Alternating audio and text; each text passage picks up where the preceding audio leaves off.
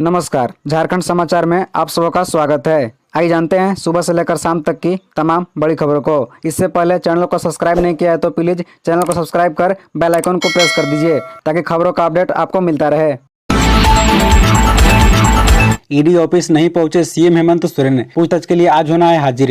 ED कार्यालय के बाहर सुरक्षा बल तैनात, संशय बरकरार। जमीन से संबंधित मामले की पूछताछ के लिए ईडी ने झारखंड के सीएम हेमंत सोरेन को आज बुलाया है। समय के मुताबिक 11 बजे उन्हें ईडी कार्यालय पहुंचना था, लेकिन वे नहीं पहुंचे हैं। सूचना आ रही है कि वे प्रोजेक्ट भवन जाएंगे। सूत्रों की माने तो वे कोर्ट की शरण ले सकते हैं, हालांकि यह पुख्ता नहीं है। अब भी ईडी ऑफिस जाने को लेकर संशय बरकरार है। बता दें कि तमाम कयासों के बीच ऑफिस के बाहर सुरक्षा कर्मी तैनात हैं। सीआरपीएफ और झारखंड पुलिस के जवानों की तैनाती की गई है। वहीं एयरपोर्ट रोड पर भी पुलिस छावनी में तब्दील हो गया है। बता दें कि 14 अगस्त को हाजिर होने के संबंध पर सीएम हेमंत सोरेन ने ईडी को पत्र भेजा था। इस पत्र में उन्होंने ईडी की ओर से भेजे गए नोटिस को गैर कानूनी बताते हुए कहा था कि वह कानूनी सलाह ले रहे हैं, इसके बाद ही आगे का कोई कदम उठाएंगे। सीएम की ओर से भेजे गए पत्र मिलने के बाद ईडी ने दूसरा समन जारी किया है और 24 अगस्त यानी आज ईडी ऑफिस पहुंचने को कहा है। डुमरी उपचुनाव, सुरक्षा की होगी चाक चौबंद व्यवस्था, 20 इको कंपनी गठित। डुमरी विधानसभा उपचुनाव को शांतिपूर्ण तरीके से संपन्न कराने के लिए सुरक्षा के दृष्टिकोण से पुलिस अफसरों और जवानों की प्रतिनियुक्ति की तैयारी पुलिस मुख्यालय ने कर ली है। शांतिपूर्ण मतदान के लिए 20 इको कंपनी का गठन किया गया है, जिसमें झारखंड सशस्त्र बल जैप 1 से लेकर 10 के जवानों को शामिल किया गया है। इसके अलावा IRB 1 से 10 के जवानों के अलावा SIRB के जवानों को शामिल किया गया है। सभी कंपनियों को अलग अलग नाम दिया गया है। इससे संबंधित आदेश जैप DIG ने जारी कर दिया है। प्रत्येक कंपनी में 72 लोगों को शामिल किया गया है।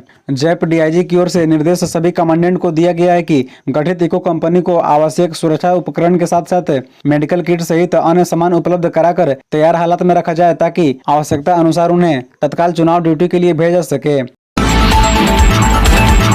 शराब घोटाला मामले में झारखंड के 7 जिलों समेत 33 ठिकानों पर छापा, भारी मात्रा में कैश व जेवरात बरामद। ईडी ने झारखंड में हुए शराब घोटाला मामले में बुधवार को झारखंड के 7 जिलों व पश्चिम बंगाल के 2 जिलों समेत कुल 33 ठिकानों पर छापा मारा। छापेमारी के दौरान राज्य के वित्त मंत्री रामेश्वर उरांव के पुत्र रोहित उरांव, शराब कारोबारी योगेंद्र तिवारी व उससे जुड़े लोगों के अलावा सेल कंपनी चलाने वाले बिल्डर, जमीन कारोबारी और टिम्बर व्यवसाय से जुड़े लोग शामिल हैं। गिरिडीह में भाजपा के पूर्व विधायक निर्भय साहबादी और उनके पुत्र के ठिकानों पर भी ईडी ने छापा मारा। बड़े वाहन कारोबारी विनय सिंह के ठिकानों पर भी ईडी ने दबिश दी। इसी बीच खबर है कि वित्त मंत्री की फाइलों वाली अलमारी हुआ ब्रीफ केस से करीब 30 लाख रुपए नकद मिले हैं। बरामद रुपयों के स्रोत के बारे में पूछताछ के लिए ईडी ने वित्त मंत्री रामेश्वर उरांव को समन करेगा। वहीं अन्य स्थानों पर हुई छापेमारी में निवेश से संबंधित दस्तावेज मिले हैं। ईडी ने यह कार्रवाई अप्रैल 2021 में शराब घोटाले से संबंध में दर्ज ECIR मामले में की है। ईडी ने पुलिस अधिकारियों द्वारा नकली होलोग्राम लेबल लगाकर शराब का व्यापार करने के आरोप में दर्ज कराई गई प्राथमिकी के आधार पर ECIR दर्ज की थी। आजसू सुप्रीमो सुदेश महतो बोले, डुमरी उपचुनाव पूर्व राज्य की दशा बदलेगी। आजसू सुप्रीमो सुदेश कुमार महतो ने कहा कि डुमरी विधानसभा उपचुनाव सिर्फ विधायक बनने का नहीं है, यह स्वर्गीय विनोद बिहारी महतो की धरती है और यहाँ का चुनाव पूर्व राज्य की दशा बदलेगी। श्री महतो बुधवार को नवाडीह विनोद बिहारी महतो ग्राम स्टेडियम में डुमरी विधानसभा स्तरीय चूल्हा प्रमुख सम्मेलन को संबोधित कर रहे थे। सम्मेलन की अध्यक्षता जिला अध्यक्ष सचिन कुमार महतो व संचालन टिकैत महतो किया। सुदेश महतो ने कहा कि झूठे वादों कर सत्तासीन हुई हेमंत सोरेन सरकार के 4 साल में जनता भय भ्रम व भ्रष्टाचार से त्रस्त है। हमारी लड़ाई किसी व्यक्ति या परिवार से नहीं है, उस नेतृत्व व पार्टी के खिलाफ है। इस सरकार को उखाड़ फेंकने के लिए घर से झोला लेकर आए हैं, झंडा बदल कर ही जाएंगे। कहा कि कुछ दिनों पूर्व मुख्यमंत्री नावाडीह, डुमरी व चंद्रपुरा प्रखंड शिलापट को लेकर आए और फिर यहाँ के लोगों को भ्रम में रखा।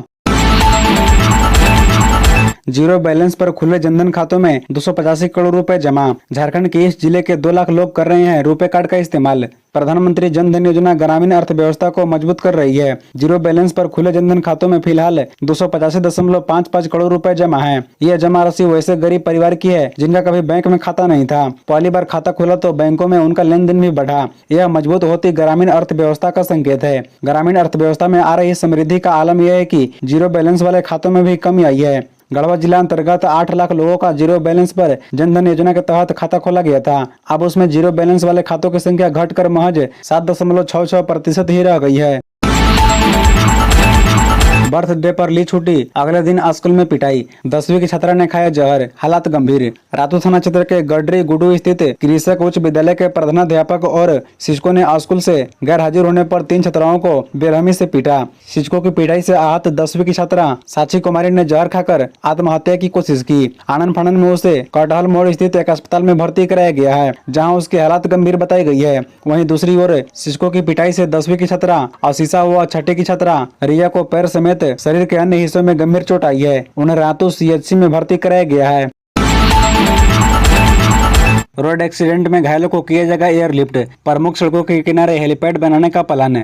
मुख्यमंत्री हेमंत सोरेन ने बुधवार को झारखंड मंत्रालय में पथ निर्माण विभाग की समीक्षा की। इस दौरान अधिकारियों को सड़कों के किनारे हेलीपैड निर्माण को लेकर कार्य योजना बनाने का निर्देश दिया। इसके तहत सड़कों के उन लोकेशन को चिन्हित किया जाएगा जो हेलीपैड निर्माण के लिए उपयुक्त होंगे। इससे दुर्घटनाओं और आपातकालीन परिस्थितियों में घायलों को तत्काल एयरलिफ्ट कराकर अस्पताल पहुंचाया जा सके। मुख्यमंत्री ने समीक्षा के दौरान कहा कि बेहतर सड़कों के नेटवर्क से विकास को गति मिलती है। ऐसे में अच्छी सड़कों का निर्माण पर सरकार का विशेष जोर है। उन्होंने सड़कों की गुणवत्ता को लेकर कोई शिकायत मिलने पर संबंधित इंजीनियर और ठेकेदार के खिलाफ कड़ी कार्रवाई की चेतावनी दी। मुख्यमंत्री ने उच्च स्तरीय बैठक में विभिन्न सड़क परियोजनाओं की प्रगति की समीक्षा की। मुख्यमंत्री हेमंत सोरेन ने अधिकारियों को सड़कों का निर्माण तय समय पर पूरा करने का निर्देश दिया। पलामू में नक्सलियों का उत्पात, रोड कंस्ट्रक्शन कंपनी की कई गाड़ियां फूंकी। पलामू जिले के हुसैनाबाद स्थित हरदिया घाटी में नक्सलियों ने बुधवार देर शाम जमकर उत्पात मचाया। करीब 15 से 20 की संख्या में पहुंचे नक्सलियों ने मौडंड के छतरपुर थाना के काला पहाड़ कररबार रोड निर्माण कर रही संवेदक कंपनी का 3 हाइवा, 1 ट्रैक्टर, 1 रोलर, 1 वाहन और 1 बाइक जला दिया। इसके अलावा कई अन्य सामानों को क्षतिग्रस्त कर दिया। इस दौरान नक्सलियों ने कंपनी के मुंशी सगोठा निवासी विजय यादव के साथ मारपीट भी की। मौडंड की OP प्रभारी ने घटना की पुष्टि की है, परंतु देर शाम होने के कारण घटनास्थल पर नहीं जाने की बात कही है। इस संबंध में हुसैनाबाद के SDPO ने बताया कि सूचना का सत्यापन कराया जा रहा है। निर्माण कार्य कर रहे संवेदक अजीत सिंह गढ़वा जिले के मझियाव थाना के मोरबे गांव के निवासी हैं। 10 करोड़ रुपए की लागत से काला पहाड़ से मौडंड तक PMGSY की योजना के तहत सड़क का निर्माण करा रहे हैं। घटना के बाद क्षेत्र में दहशत है। कंपनी के कर्मचारी भी दहशत में हैं। गांव में जाकर दांतों का मुफ्त इलाज करेगी मोबाइल डेंटल यूनिट। दांत की परेशानियों के लिए अब ग्रामीण क्षेत्र के लोगों को शहर आकर सरकारी अस्पतालों के चक्कर नहीं लगाने होंगे। उनके गांव के आसपास मोबाइल डेंटल यूनिट पहुंचेगी जो दंत रोग का मुफ्त इलाज करेगी। झारखंड सरकार 5 मोबाइल डेंटल यूनिट खरीद रही है। इसके लिए टेंडर प्रक्रिया शुरू कर दी गई है। अधिकारियों के अनुसार एक यूनिट धनबाद को भी मिलने की संभावना है। बता दें कि राज्य में सरकार की तरफ से सिर्फ मेडिकल कॉलेजों और सदर अस्पतालों में भी दंत रोग के इलाज की व्यवस्था है। अधिकतर सामुदायिक स्वास्थ्य केंद्रों और प्राथमिक स्वास्थ्य केंद्रों में इसके लिए न तो डॉक्टर हैं और न ही चिकित्सीय सामान। इस कारण दंत के इलाज के लिए गरीब ग्रामीणों को जिला मुख्यालय के सरकारी अस्पतालों में आना पड़ता है। लोगों की इस समस्या के समाधान के लिए झारखंड सरकार मोबाइल डेंटल यूनिट का संचालन करेगी। इसकी प्रक्रिया भी तेजी से चल रही है। मरीजों को इसकी सारी सुविधा निःशुल्क मिलेगी। जमशेदपुर से ट्रेनों में चोरी करने वाला गिरफ्तार, 2.88 लाख रुपए व गहने बरामद। टाटानगर GRP और CRP ने संयुक्त छापेमारी कर बगबेड़ा के गाड़ा बासा निवासी पिंटू कुमार चौरसिया को चोरी के नगद 2.88 लाख रुपए और सोना के गहने के साथ गिरफ्तार किया है। वह चलती ट्रेन में से महिला यात्रियों का पर्स की चोरी करता था। आरोपी ज्यादातर पटना से बिलासपुर और उत्कल एक्सप्रेस में चोरी की घटना को अंजाम देता था। टाटानगर GRP थाना प्रभारी गुलाम रबानी और CRP पोस्ट प्रभारी SK तिवारी ने बुधवार को संयुक्त रूप से संवाददाता सम्मेलन कर जानकारी दी। कहा कि 16 जून को उत्कल एक्सप्रेस ट्रेन में एक महिला के करीब 2,70,000 रुपए के गहने से भरा बैग लेकर कोई भाग गया था। इसके बाद CCTV की जांच की गई थी। जांच में पाया गया था कि उक्त बैग लेकर एक युवक उतरा है जिसके हाथ में झोला है। उसकी पहचान की गई। आरोपी के आवास से चोरी से जुटाए गए 2.88 लाख रुपए और 20 ग्राम सोना बरामद किया है। टाटा मोटर्स के GM सहित 1 दर्जन अधिकारी निलंबित। जाने क्या है पूरा मामला। टाटा मोटर्स जमशेदपुर प्लांट के फाइनल रेक्टिफिकेशन में 8 जुलाई को चेसिस की चपेट में आने से हुई मौत के मामले में प्रबंधन ने GM से लेकर सुपरवाइजर स्तर के 1 दर्जन अधिकारियों को निलंबित कर दिया है। सुरक्षा नियमों में लापरवाही बरतने में L3 स्तर के अधिकारियों को 7 दिन, L4 को 15 दिन और L5 स्तर के अधिकारियों को 1 सप्ताह के लिए निलंबित किया है। अधिकारियों की क्वालिटी हेड प्रमोद भूरे, ERC हेड विष्णु दीक्षित, गौतम ठाकुर, अनिल सिंह, संदीप कुमार और सिक्योरिटी RK सिंह सहित अन्य शामिल हैं। बता दें कि टाटा मोटर्स के जमशेदपुर प्लांट में 8 जुलाई को हुए एक्सीडेंट से 2 मजदूर घायल हुए थे। इनमें से इलाज के दौरान अरुण कुमार सिंह की मृत्यु हो गई थी। चंद्रयान 3 की सफल लैंडिंग पर झूम उठी राजधानी रांची। तस्वीरों में देखिए उमंग और भावुकता का अद्भुत पल।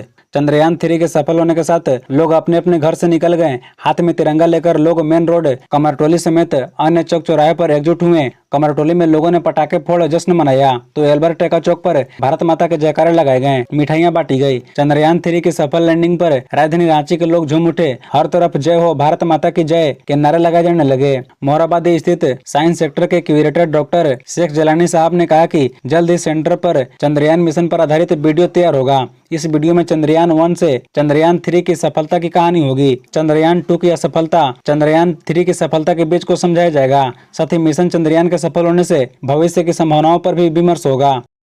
खबरों से जुड़े रहने के लिए चैनल को सब्सक्राइब, वीडियो को लाइक एवं एक दूसरे से शेयर जरूर करें। धन्यवाद।